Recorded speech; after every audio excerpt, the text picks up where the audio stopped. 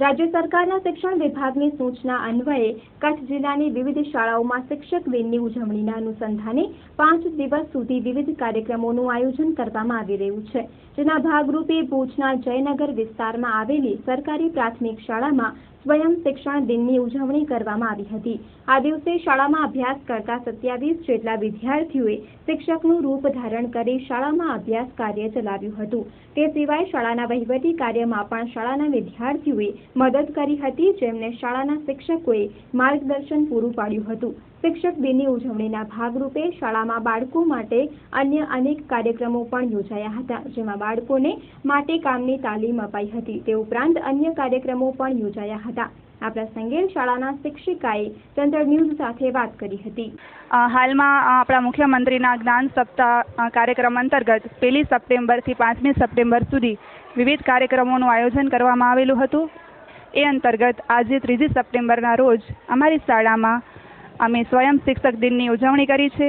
એમાં અમારી સ્કૂલના કુલ 27 બાળકોએ ભાગ લીધો છે અને ધોરણ 3થી કરીને 8માં આ બધા જ વિદ્યાર્થીઓ શિક્ષક બની અને ઉત્સાહપૂર્વક ભાગ લીધો છે। આ સિવાય તારીખ 1થી 5 દરમિયાન વિવિધ પ્રવૃત્તિઓમાં જેવી કે માટીકામ, નિબંધ સ્પર્ધા, ચિત્ર સ્પર્ધા, દેશભક્તિ ગીત સ્પર્ધા, કાગળકામ જેવી અનેકવિધ પ્રવૃત્તિઓમાં અમારી શાળાના બાળકોએ તેમજ શિક્ષકોએ ઉત્સાહભેર ભાગ લઈ એની ઉજવણી કરી છે। તો શાળાના બાળકો પણ શિક્ષક બનીને ભારે ખુશ દેખાતા હતા।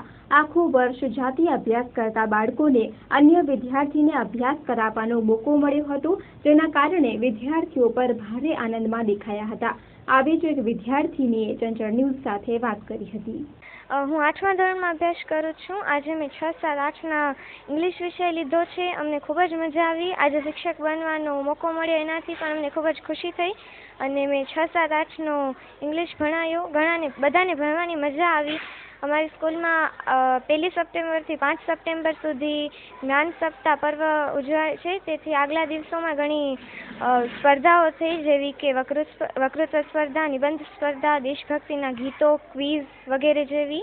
અને 5મી સપ્ટેમ્બરના અમને બધાને ઇનામ પણ મળવાના છે અને જે સ્પર્ધાઓ યોજાય છે તેમાં બધાને નંબર પણ આપશે અને અમને ખૂબ જ મજા આવી છે। અમે દરરોજ ભણીએ છીએ અને અમને આજે ભણાવવાની ખૂબ મજા આવી છે અને આપણે સામે ભણાવતા હોઈએ તો કોઈને આપણને અવાજ ન કરવો જોઈએ, જેવી આપણને ખબર પડે છે કે શિક્ષકોને જ્યારે શિક્ષક આપણે બનીને ભણાવીએ છીએ ત્યારે આપણને સમજ પડે છે કે આપણને કેવો અનુભવ થાય છે। એટલે અમે જ્યારે ભણીએ છીએ ત્યારે અમારા મિસને પણ જેવો અનુભવ થાય એવો આજે અમને અનુભવ થયો છે।